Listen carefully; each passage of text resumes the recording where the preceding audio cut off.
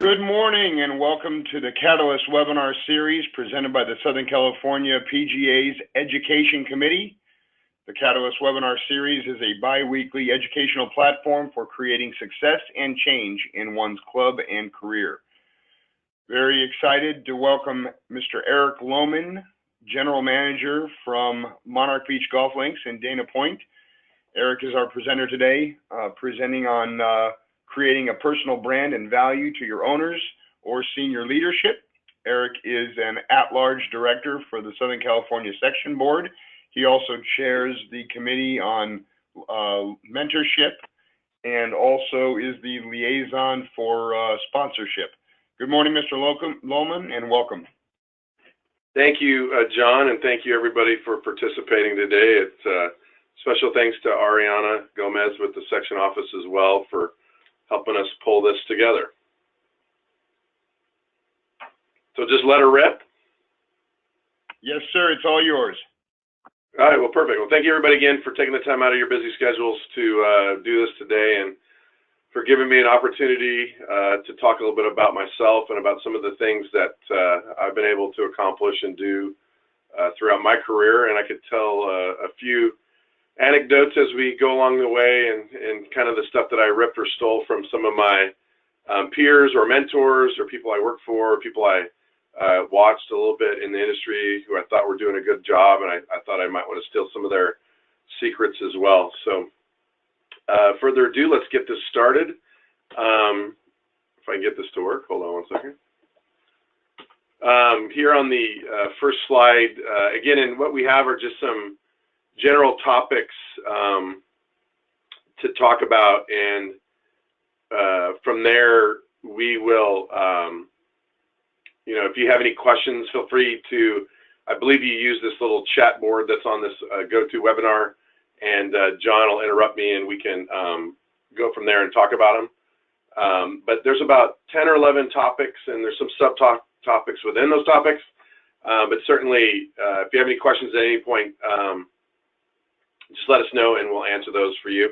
Obviously, I've been in the business now for a little bit over 20 years, and one of the things that I think we all hear a lot as we go to educational events or we go to meetings and you hear Ken Farrell with the PGA, or you hear Tom Addis, obviously our executive director, or other prominent professionals talk about for you to become kind of invaluable to your operation, or to your owners or to your leadership, that you need to kind of prove your worth or demonstrate to them that you're important, and therefore you can maybe garner a higher wage, or you can get a title bump, or you can potentially use that success to help you take on a greater role at a different facility and further your career. So I hear that a lot, and unfortunately, as you guys probably can attest, I don't hear like the next sentence or two where people actually tell you how to do it. I hear that you got to make yourself important and you got to demonstrate how important you are, but I never hear like how the hell you're supposed to get there. And I'm going to try to show you a couple secrets to do that. But first off, I apologize because I'm not as adept to this thing as much as you guys might be. So my slide gets cut off with this border. So I know that slide A says identify your strengths, create a something with continued education and finding good something. But for the most part, this slide to me means that first and foremost, I think you need to have some self-inflection. You need to kind of look at yourself and figure out what it is that you do well or don't do so well, or what you need help with, or what your strengths and weaknesses are. Certainly when I started out with my career, just like everyone else, I thought I knew everything and knew really nothing. I had a fairly dynamic personality, but I was a little bit insecure when it came to like public speaking.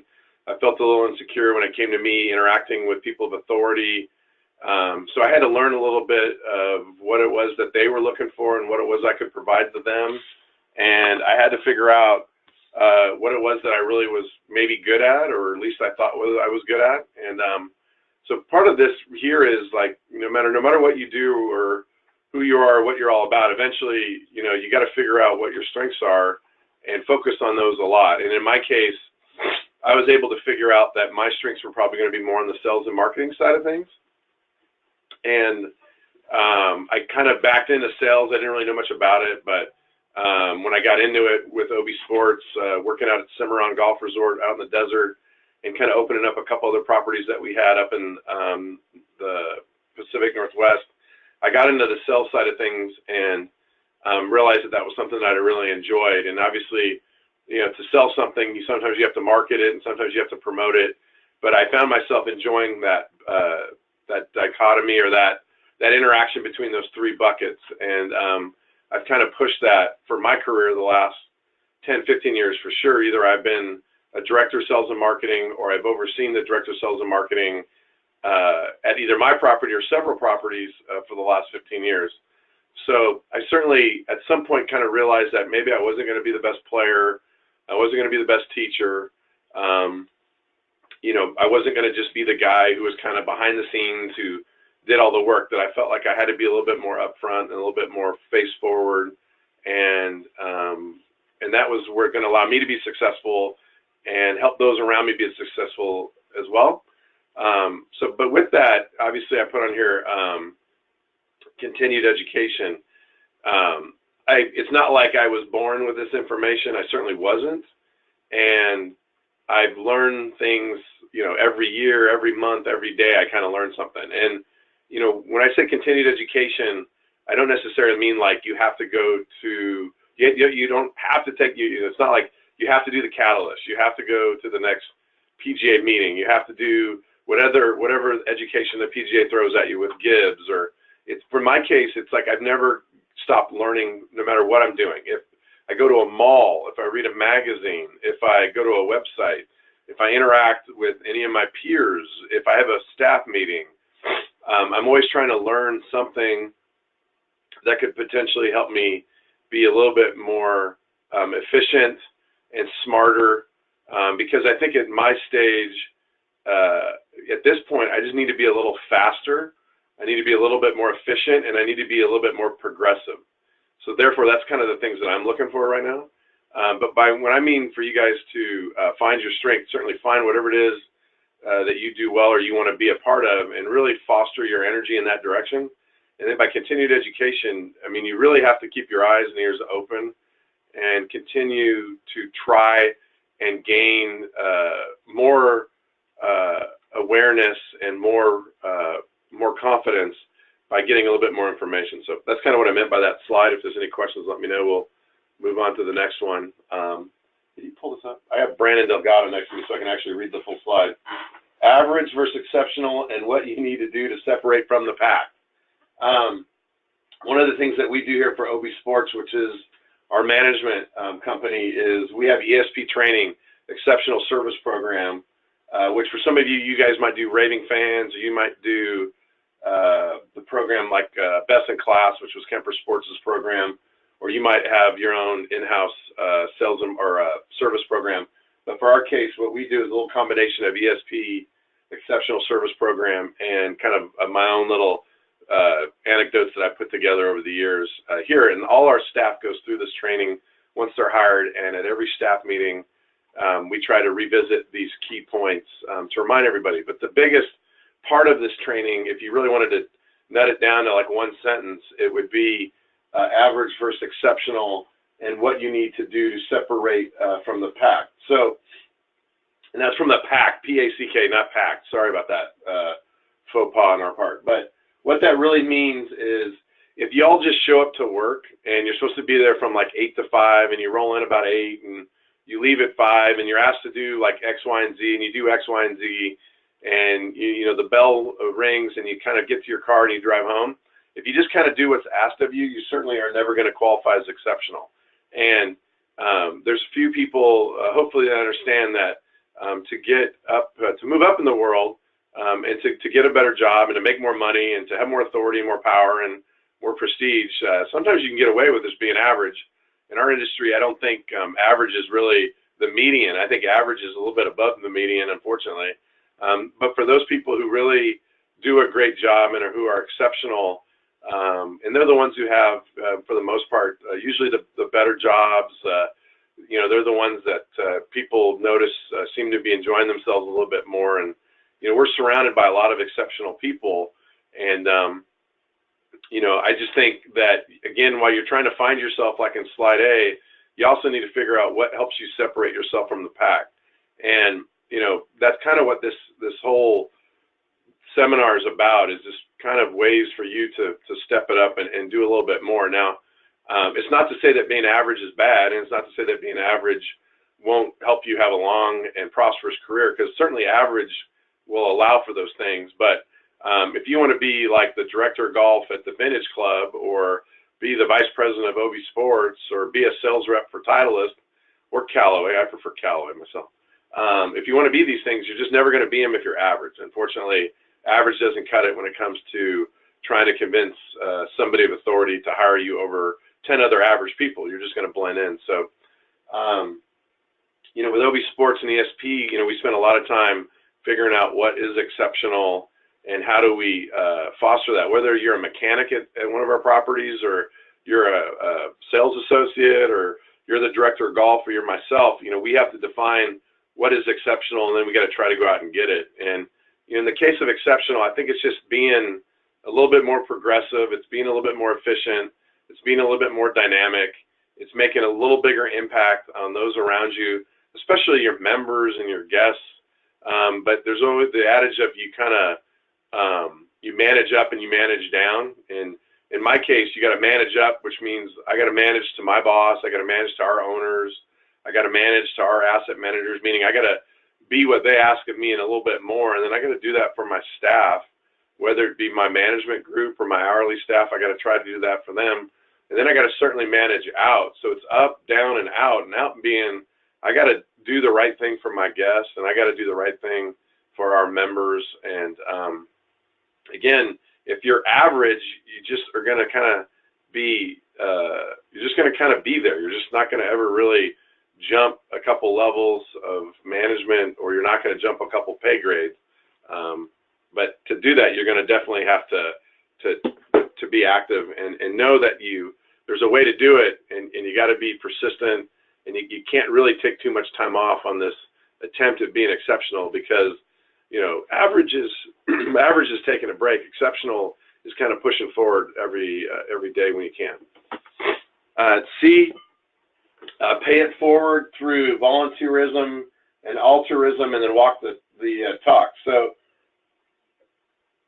it would behoove me here, being part of the mentorship committee and part of the section, the Southern California PGA, the pay it forward thing. So I don't know what it was with me, but at some point when I grew up, I kind of always felt like I needed to pay it forward, whether that be volunteering a little bit through some charity work, or the church, or helping those that need a little bit more help, or kind of taking a little extra effort when it comes to some of my staff, which I've tried to do.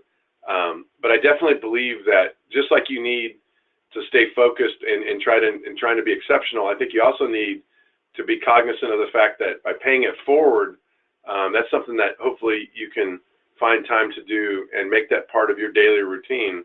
And volunteerism and altruism, are two different things, really. Volunteerism for me is, volunteering to be a part of the chapter. When I was in the desert, I did a little bit of that, and when I went out to the LA market, I did a little bit. I've done that with the Metro chapter, and then obviously I've now do it with the section.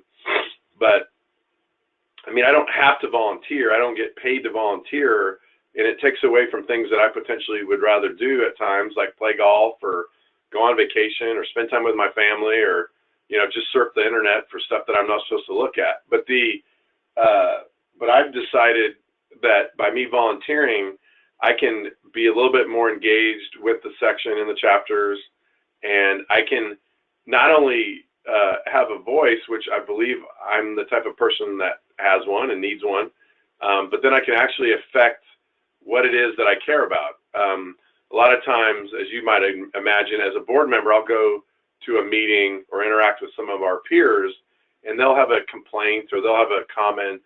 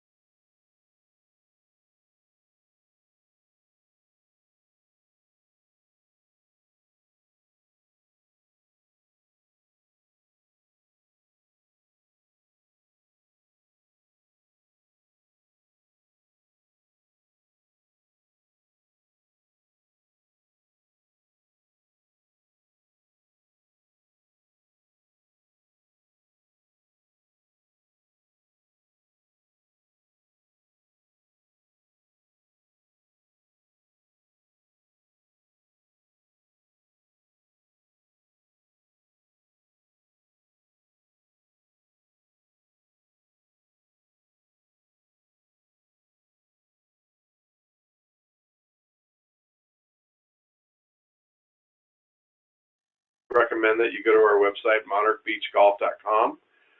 When you get there, just take a look at the blog.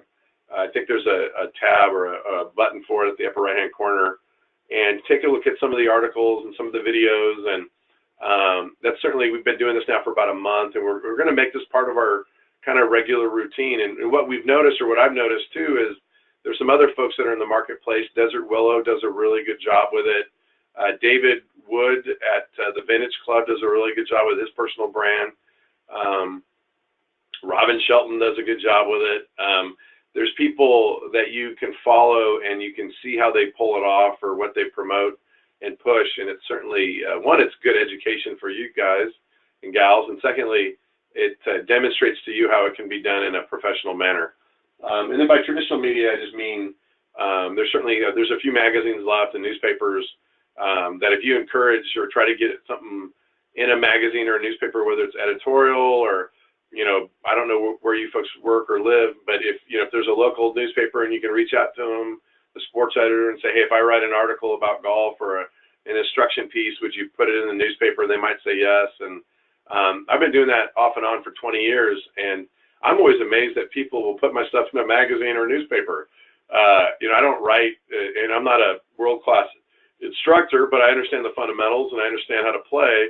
And you know, if you put it down in a concise manner and they take a picture or two or a video, they put it on the blogosphere, they put it out there and people see it, and it kind of makes me feel good when somebody walks up to me at the counter and says, hey, I saw your blog, or I saw that video and you did a good job. And first of all, I'm always going like, really? And then secondly, I'm going, wow, that's pretty cool that somebody actually watched that. So something to consider and take advantage of. It's out there.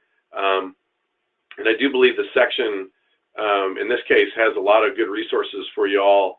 If you need some guidance and some coaching that can actually help you create this for your own personal websites and for your clubs. So it's something to consider. E is best in class. Identify your strengths and weaknesses from your comp set and set a course for success.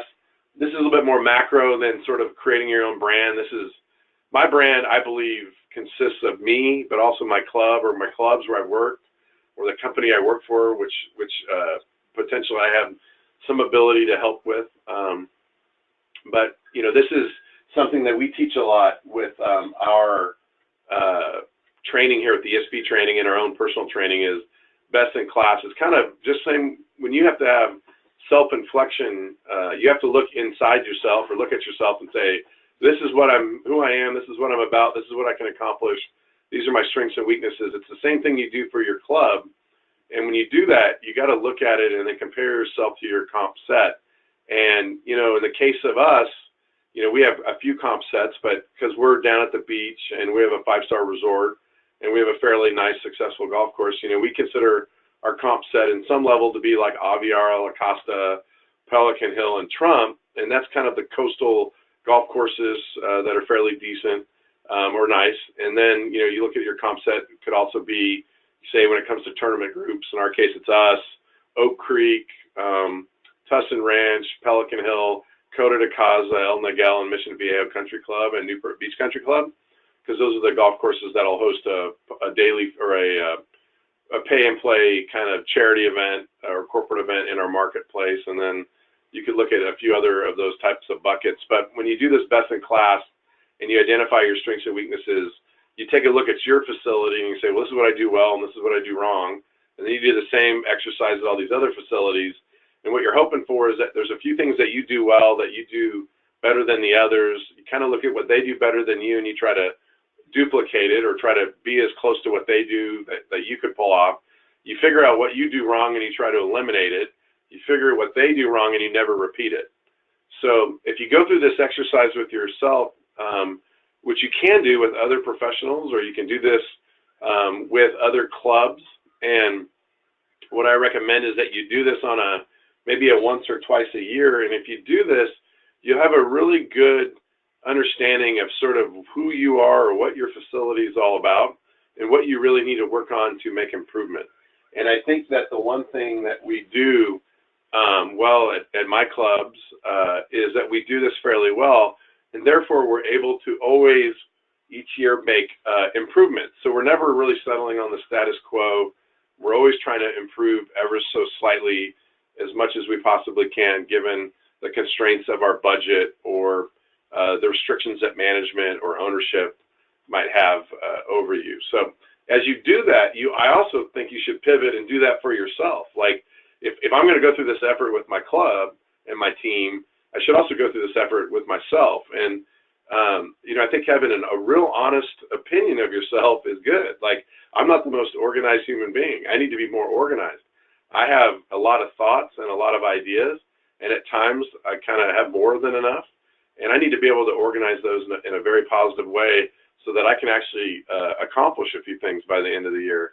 So, I know that, and therefore I'm going to work on that this year so I can get a little bit more done and accomplish a little bit more. And having, knowing that you're not perfect at certain things, like I'm not perfect at public speaking. I can talk to a phone.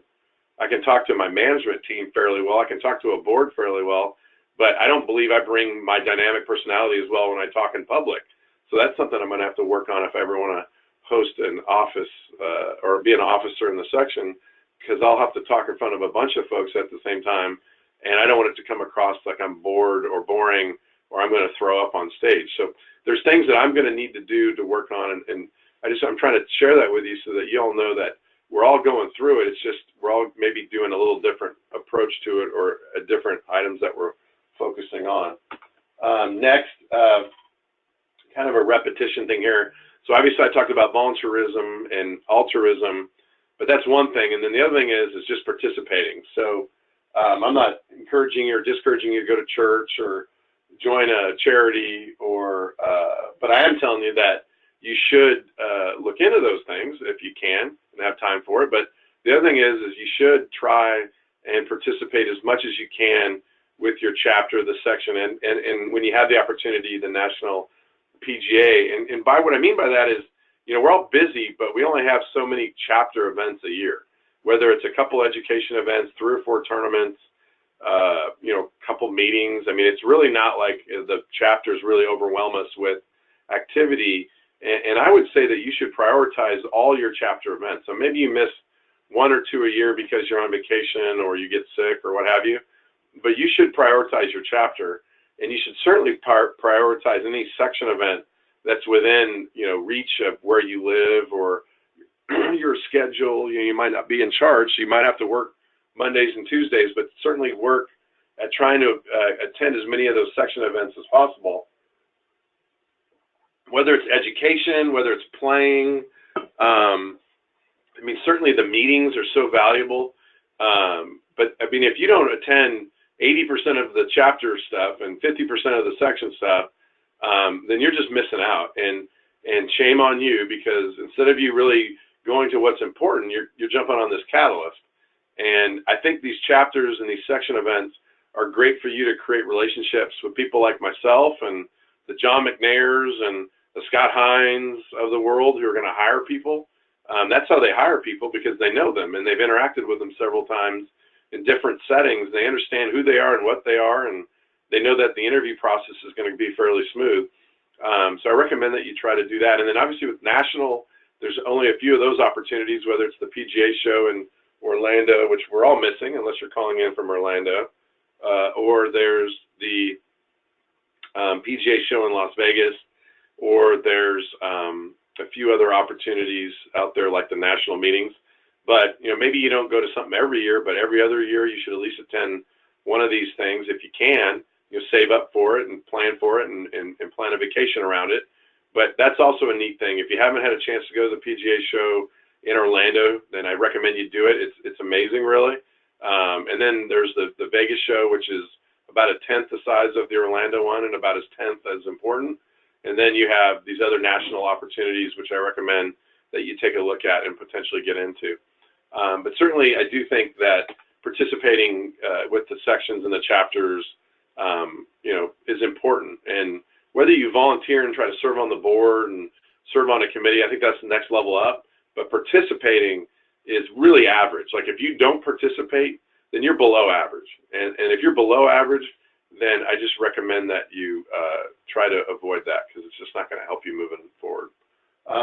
Create a voice through reporting. This is I just went to a GM conference at OB Sports, and we were talking a little bit about this with some of my peers and some of the other leaders in our company, and we've talked about this at the section and chapter levels through some meetings. But the people who you work for, whether it's your boss or your department head, or it could be your asset manager, your owner, it could be a board, could be those types of folks. And sometimes you have an opportunity to speak or meet or interact with them on a personal level, and that's great, and hopefully you do well with that. But there's also the ability to write up a one-sheet report that states kind of what you accomplished that week, or what you did that month, or what you've done that quarter, or a project or a promotion that you did, and it kind of summarizes that and tells you what you spent and what the return on investment is, and the effort and obstacles that you had to go through, and then what the long-term positive effect might be, or if you've actually produced some results, which you can share, are great as well. But some people, I hear people sometimes say, like, oh, these damn reports, or I got to do all these reports, or I'm stuck at my desk doing all these reports.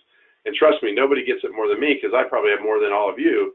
But some of that does allow you to have a voice and present and promote the positive things that you've accomplished or that you're working on. And I mean, for example, we do a weekly report here every Friday that I send to about 25 people, including the owners of our company, Orrin Vincent and C.A. Roberts and Phil Green, and my boss, Mike Connor with OB Sports. So certainly the most important people I work for. And then we send it to our asset managers and the resort leadership. And then I send it to all my my managers. They get a chance to read it. And then there's the support staff within OB Sports that reads it as well, or at least it gets sent it. Hopefully they read it. But what amazes me sometimes is I'll have managers that work for me in different departments, and some do a great job of providing a lot of detail of what they've accomplished that week. And it sounds like they're really proud of what they do, and they're demonstrating their value to the facility. And sometimes it's almost too much, because they give you 15 or 20 things when only you needed 5 to 10. And then I got managers that'll send me like 2 things, and the 2 things are kind of irrelevant. I worked hard and we made a lot of money. And I'm like, no shit, that's what we do every week. But I read this and I think to myself, here's a person who works for me, who I've hired, who I've trained, who does an amazingly good job, who for whatever reason can't really explain or write down on paper some of the 2 or 3 main things they did that really demonstrate their value to their teams, to me, to our owners. And so therefore I work with them a little bit to help make them understand the importance of explaining what you accomplish in a way that people want to read. And you're not embellishing and you're not making it up. And I've done that a couple times, but it's more so just like if you work a 60-hour work week and you have 500 customers and you make $25,000 and you have 12 positive reviews and you've introduced a new menu item and sold 700 of them, and a couple guests have come up to you to tell you how happy they are with what you're doing, and you get a hug from your client, and you get the rep from Pepsi tells you that you're their #1 customer for the month of March, and you get this information from your managers when you talk to them, and then they write you a 2-sentence accomplishment for the week, and you're like, you didn't write about any of that. And that's the stuff that makes me proud, and that's the stuff that I like to enjoy reading and hearing and sharing with others. And so therefore I just recommend that you are involved with some reporting, or you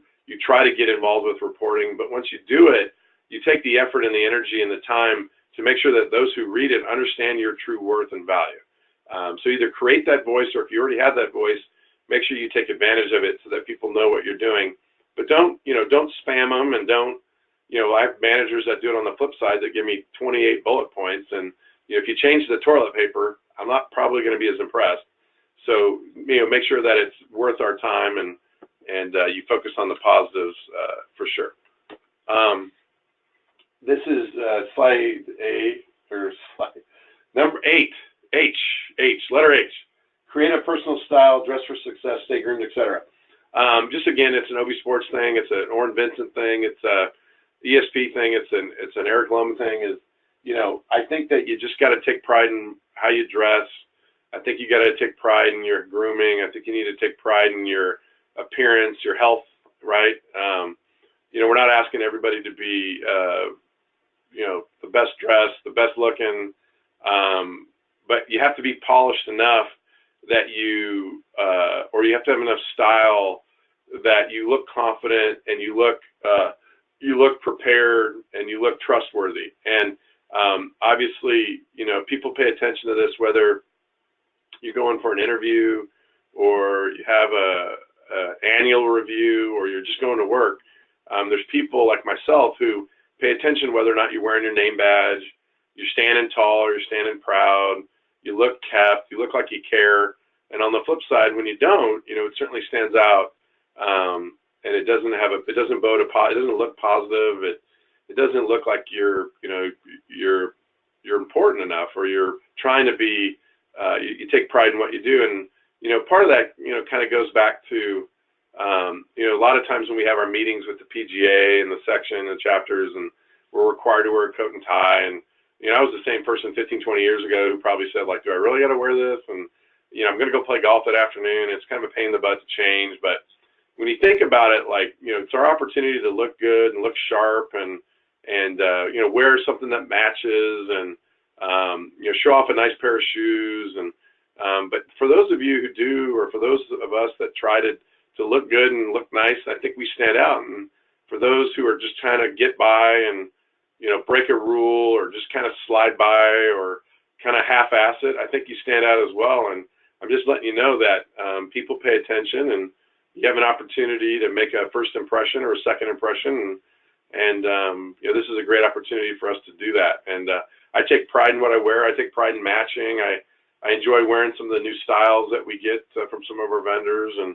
I certainly have been well taken care of from Nike Golf and Travis Matthew, a couple of the brands that I represent. And it's taking advantage of what's out there for you as well, and make sure that your bosses and the people that you work for are providing you with proper uniforms and a clean new name badge, and that you take pride in wearing it. And nothing drives me more nuts than seeing somebody not wearing a name badge, considering that if they don't wear it, there's 9 out of 10 times nobody knows they actually work for us. So certainly take pride in what you do and how you look. Be well read, follow peers on social media, read periodicals, stay engaged, never give up learning. I think this is kind of regurgitation. I wake up every morning, I try to read the news, I try to read 3 or 4 different select websites that I find important. There's a few magazines, obviously the golf magazine, Golf Digest. There's some digital reads you can get during the week, like Golf World, and there's a few of these, top of my head, I can't remember, but you can opt in and get emailed these newsletters that come weekly. Certainly through the PGA, the magazine we receive. There's a few other email magazines you can get. Links Magazine does a really nice job with some of their stuff. Fast Company is a company that produces a magazine and a website and emails that's really new age engagement. It's Fortune 500, but with an edge towards social media and technology. Fast Company has got a lot of really positive stuff. A lot of millennials are either featured in it or write for it, as are like Tim Cook, the CEO of Apple, and McKnight or Knight from Nike. I mean, it's just a really good magazine. But I recommend that you're well read. Put down the video games, and when you search the internet, try to read a few articles, try to stay engaged, and the more you learn, the more you keep moving forward, the better you are. And certainly when it comes to social media, make sure that you're following people that you care about, that you like their voice, you like their look, you like their presentation. I mean, there's a lot of people, hopefully, that you can follow, and it doesn't always necessarily have to be somebody in golf. I mean, could be LeBron James, and could be, I'd say Donald Trump, but it's up to you guys if you want to go down that avenue. But there's a lot of people out there that you can follow and learn from, and I encourage you to do that. But I just, again, recommend that you just continue to learn. I enjoy doing it, and hopefully you do as well. These are just a little bit more anecdotes towards the end of this presentation, but I do recommend too, again, we're talking about average and exceptional and creating your own personal brand. And again, I do believe that that we have the ability to take a look at where we are today, again, self-inflection, and ask yourself, can I give a little bit more effort? And can I be a little bit more smart or smarter? Can I work a little bit faster and be a little bit more efficient? And you can ask anybody who works for me or who has worked for me, is I really do focus on these things, because I don't believe that I'm as, I don't believe I give as much effort as I can. I don't believe I'm as smart as I'll ever be. And I certainly believe with technology and with best practices that we can always probably be a little bit more efficient or a little bit faster. An example is I'm thinking about down the road buying one of those cars that can drive me to work, so that when I drive to work, I can check my emails, make a few phone calls, and get a little bit more work done, because I have a 35-minute drive, and I'd rather not kill myself or kill someone else on my way to work. So in the next couple of years, I'm going to buy a car, if I can afford it, that will drive my butt to work in a safe manner. So therefore, when I drive to work, I can work an extra hour a day, or catch up, or follow up with people I care about or like. And that's just one thing that I've been thinking about recently that I'm going to take advantage of, because I only have so many years on this planet and so many days of the week that I'm going to work and so many weeks in the year. And if I'm going to ever be faster and not be at work any longer, because I don't really want to be at work any longer if I don't have to, I'm going to have to be more efficient. So it's trying to find ways to be more efficient that really, I think, is going to set us apart. Take advantage of resources, be aggressive, be thankful, and be personal. There's a lot of resources that are out there for us, whether it's something like this, like Catalyst or Gibbs, the Golf and Business seminar that's coming up, or the influencer series that we created this past year. These are wonderful resources that I would wish and hope that all of you and our peers take advantage of. And those are just the ones that are through our own section. There's certainly other resources that are out there for sales and marketing and leadership and efficiency and time management. And again, if you can take advantage of some of them and you're well read and you're continuing your education, hopefully, again, you'll try to achieve some of those goals that we've set forth here today. Be aggressive.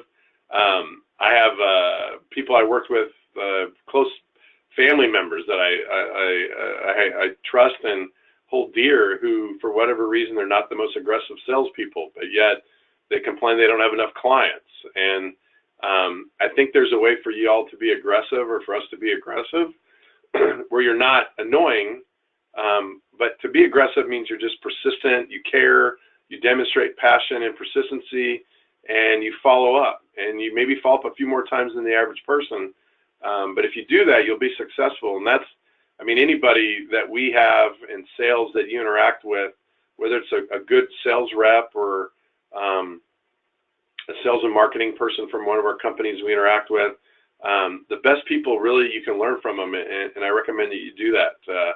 I take a lot of pride and enjoy working with some of the best vendors that we have, whether it's Jared Eisenberg with Nike Golf or Troy Denslow with Titleist. I mean, these are two outstanding salespeople who provide you information when you need it, and they follow up with you almost instantly, we hope, and they interact with me and my team in a way that I feel like we're all going to mutually benefit from the information that they're providing. And they're aggressive, but they're not overbearing, and that's something that I recommend that you do. Be thankful. I try to make a point of it that every time I attend an event with the section, I send an email to the section staff and the head pro or director of golf or GM or the people that I know that were responsible for that, or could be our sponsors, and I thank them. And 9 times out of 10, I bet you that I'm one of the only people who do that. And I've hosted events here at Monarch and at Oak Creek and at Black Gold, and there's probably we might host 100 of my peers, and 2 or 3 of them will reach out and say thank you. And I will always remember the 2 and 3 that reach out. And then I always think to myself, well, it's weird that the others didn't. Are they not thankful? Did they not enjoy themselves? Are they above that? Are they too busy to do that? But I recommend that you be thankful, and you'd be amazed, just like when I get a chance to say thank you to one of my staff, how important that is to them. It means a lot to me when people thank me for what I've done and what I've given back. And be personal. just don't be generic. Don't, if you're going to thank somebody or reach out to somebody, don't do it in a generic fashion. Whether you try to sell them something, market them something, promote something, thank them for something, make it personal. Create that personal relationship. There's many ways to do that, but if you just do it generically, you might as well not do it at all. Because if it comes across like it's fake, which in my case it certainly is not, if it comes across fake at all, then you might as well just avoid doing it at all, because then you're going to be known as that person who's less personal or fake. So try to avoid that if you can help yourself. Don't be bashful, just avoid cocky. If you're kind of a quieter person, a shyer person, it doesn't mean you can't be, you can take advantage of some of these traits that we just talked about this last 45 minutes. There's certainly, there's a lot going on, and ways for you to take advantage and further your career and help create your own personal brand, and do it in a way that you're that you can take advantage of. No matter if you're outgoing, you're introvert, there's ways for you to take advantage of it. Nobody expects you to be something that you're not. We just expect you to be a little bit better at what you currently do.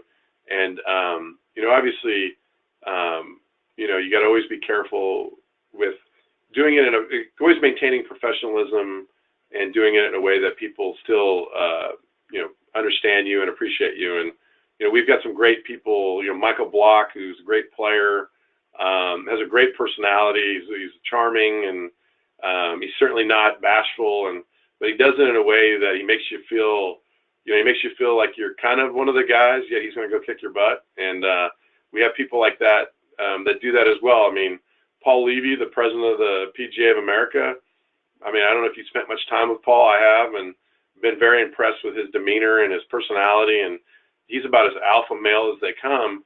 But in the same regard, Paul's reached out to me 3 or 4 times on a personal level to thank me for something or congratulate me.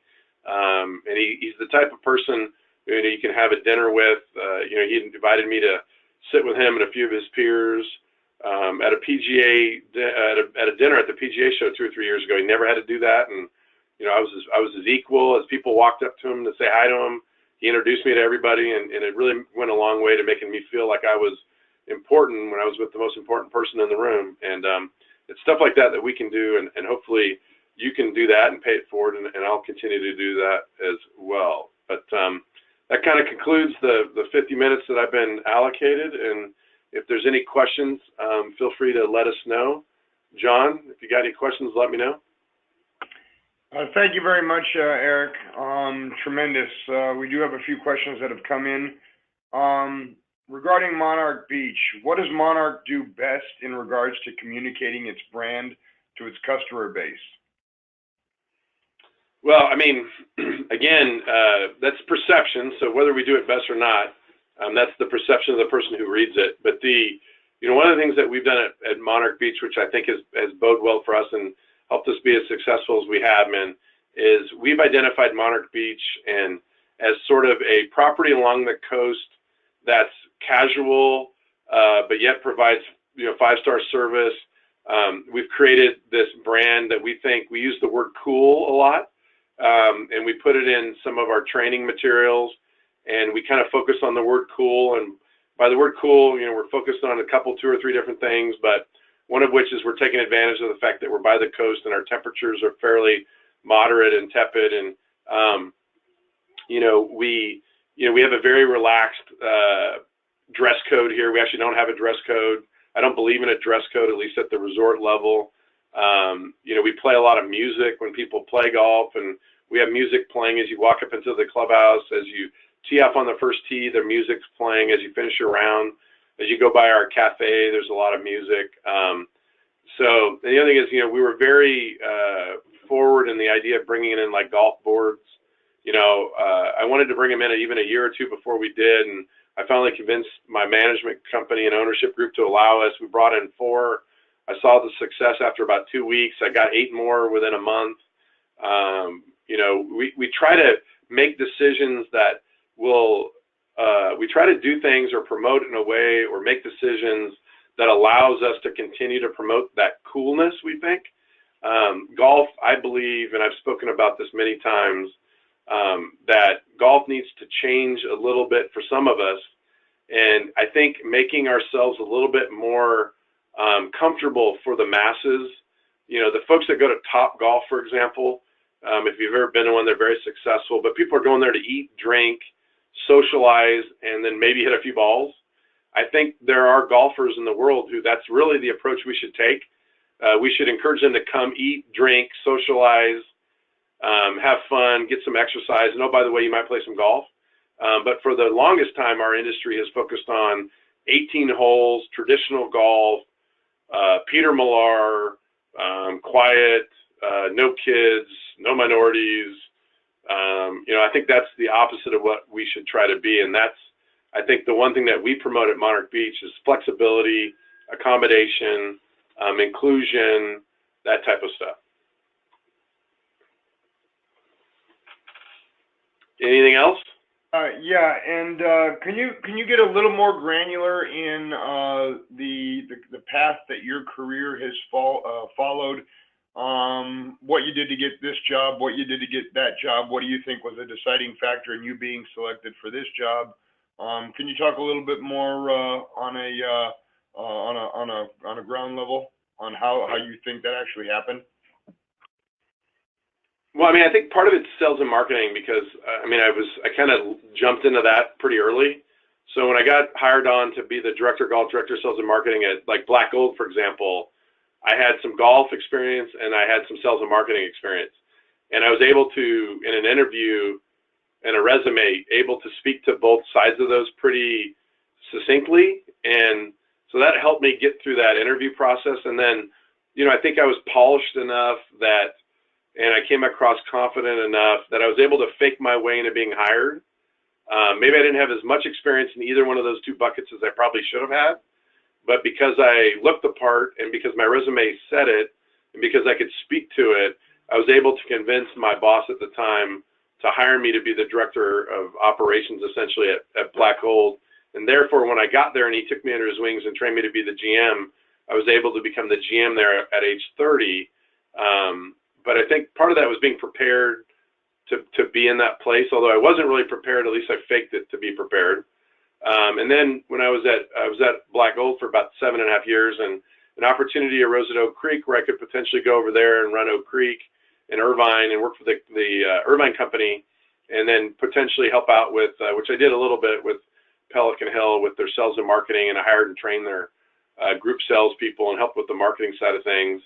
I think what helped me there was I was a Nike staff member, and my old boss, Steve Freelander, was a Nike guy, and that got me the introduction. And then I think it was speaking the talk that they wanted. It was really sales and marketing at that point. It was, how do you help Oak Creek, which, you know, in the eyes of Steve and some of the Irvine company folks wasn't really successful. And I had proven success at Black Gold, and I was able to explain the ways that we were or had been successful, and how I could potentially bring that effort and energy and ideas to Oak Creek, but then personalize them in a way that allowed Oak Creek to be successful. And then I was able to pull it off there. And then when I was working at Oak Creek, the folks that owned this property, this resort, needed help. It was being managed by another management company and by people who, by the way, have succeeded elsewhere. And for whatever reason, and I kind of know them, but for several reasons, they just kind of got caught and stuck in their own way. They got caught in their own way and they got stuck in the mud or the rut. They weren't really being as progressive as they needed to be here. And I was able to demonstrate to this ownership group that I had the ability to be progressive and utilize sales and marketing and PR and communications in a way that I could bring more awareness to this facility. And I convinced the owners in about an hour meeting at a yard house while I was still working at Oak Creek that potentially I could have been the right candidate. And I actually got a phone call I got a phone call one day when I was at Oak Creek from the CEO of Obi Sports and the CEO of Kemper Sports, and they both asked me if I'd be willing to be their GM at Monarch Beach. And I said, for the right price and money and opportunity, shit, anything would be possible. And they said, well, we need you to meet with the owner. And when I met with the owner asked me which management company would I want to work for. And then we were able to secure, although I liked both of them at the time, I felt like OB might have been the right fit for this particular property. and they ended up hiring me and selecting OB Sports the same day. Anything else? Yes. What are your favorite or most preferred resources outside the SCPGA? Well, I mean, again, I think we talked a little bit about it. Like Fast Company is a great resource for just kind of business practices, new age social media type stuff. I've got, I mean, again, these are resources to help me, right? To help further my career. I have a twin brother. My twin brother owns and runs his own marketing company called Saint Street. He lives in Ladera Ranch. He's the best I've worked with. Super smart, and he kind of helps answer questions and guide us when we need guidance into a certain market. You know, OB Sports provides us with some pretty decent resources. There's a guy named Brett Darrow who works for OB now a little bit. He's a consultant. He owns Quick 18 T-Sheets. He's a good resource. But again, there's a lot of good resources. I think John McNair and Tom Addis and Jeff Johnson are great resources. I think Troy Denslow and some of our reps are great resources. You know, I learn from everybody. I'm talking to everybody. You know, I really am kind of a person who spends all day trying to learn from others to then just rip and steal and tweak to make it my own. Well, thank you very much, Eric. On behalf of the Education Committee for the SCPGA, thank you for your time and insight. It was beneficial for all of us in attendance this morning. As usual with the Catalyst webinar series, we will be emailing out a quiz and the YouTube recording link address for this morning's presentation. Please take the quiz and return it to Sharon Kerfman at skerfman@pgahq.com. A score of 70% or higher will earn 1 MSR credit for attending this morning's presentation. Next Catalyst webinar series is going to be on Thursday, February 8th with Zeb Wellborn on social media and creating a social golf course.